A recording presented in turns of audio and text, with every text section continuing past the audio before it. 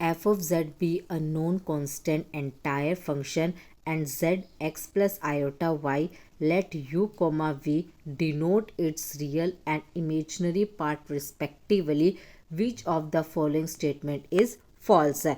इस समय हमें गिवन है एक फंक्शन एफ ऑफ जेड जो कि है नॉन कांस्टेंट एंटायर है और z है x प्लस आयोटा y। अब ये जो फंक्शन f ऑफ z दे रखा है जो नॉन कांस्टेंट एंटायर है, u उसका रियल पार्ट है, v उसका इमेजिनरी पार्ट है। नीचे 4 स्टेटमेंट गिवन है, हमें बताना है उनमें से कौन सी स्टेटमेंट इज़ फॉल्स है। फॉल्स का खास ध्यान रखना, ट्रू स्टेटमेंट सेलेक्ट नहीं करनी, फॉल्स सेलेक्ट करनी है। और इज आया है इट मीन्स एक ही ऑप्शन इसमें सिलेक्ट होगा। फर्स्ट ऑप्शन है U X equal V Y and U Y equal minus V X, ये तो है हमारी सी आर इक्वेशन है।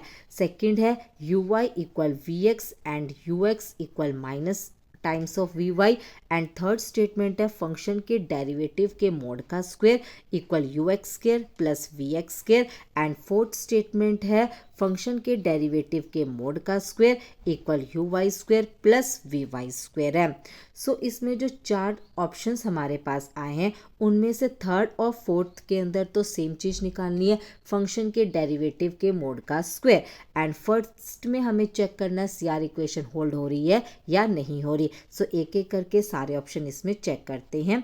सबसे पहले हमें गिवन है फंक्शन एफ ऑफ जेड जो कि है नॉन कांस्टेंट एंटायर है।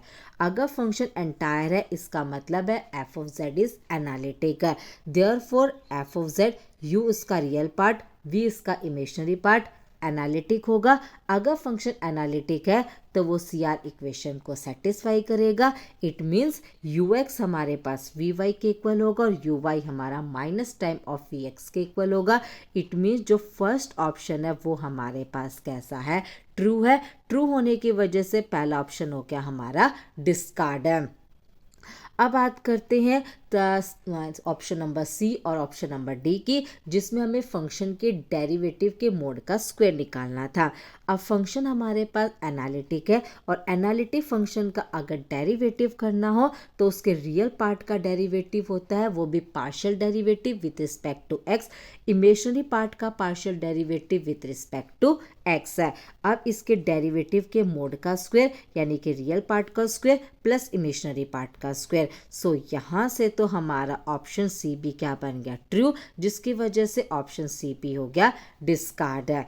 अब हम क्या करते हैं ऑप्शन डी के लिए, इसी जो ऑप्शन थर्ड आया है इसके अंदर जस्ट सी आर इक्वेशन को सेटिस्फाई करवा देंगे, यानी कि यू एक्स की जगह वी वाई पुट कर देंगे और वी एक्स की जगह यू वाई पुट करके सॉल्व करते हैं। तो फंक्शन के डेरिवेटिव के मोड का स्क्वायर बनेगा V Y square plus U Y square, यानी कि ऑप्शन डी पी हो गया ट्रू, जिसकी वजह से ये पी हो गया डिस्कार्ड है। तो 3 ऑप्शन डिस्कार्ड हो गए, ए सी और डी, यानी कि बचा ऑप्शन बी। तो ऑप्शन बी ही इसके अंदर क्या है, फॉल्स स्टेटमेंट है, यानी कि ऑप्शन बी ही इसमें करेक्ट होगा।